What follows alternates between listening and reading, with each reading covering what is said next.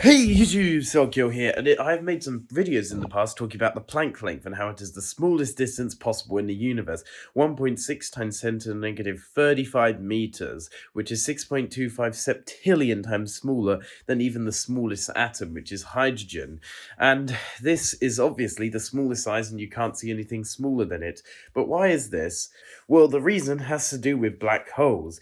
Now, black holes are often thought of as these huge, gigantic, terrifying objects with gravitational pull so strong that light can't even escape, and most people don't realize the major property of them, which is Hawking radiation. And when you look at objects that are smaller and smaller, you need to focus more and more energy onto that single point in order to actually observe it. And this links into something else known as the Heisenberg uncertainty principle, where if you apply enough energy to see a substance, you actually change it because this is just so much energy. And this would happen if you were to try and look at something smaller than 1.6 times 10 to the negative 35 meters, because this energy would be concentrated so much at a singular point in space-time that it would literally make a black hole.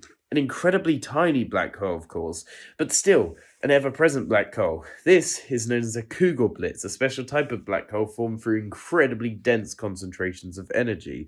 This black hole, however, because of Hawking radiation, as I mentioned, would only last for an incredibly small amount of time, like a billionth of a billionth of a billionth of a second. And when it would go off, even if it was smaller than the Planck length, so unimaginably tiny, it would still release enough energy when it fizzled out of existence to destroy the planet several times over. So if we were to ever try and look at something smaller than the Planck length, we'd literally all die.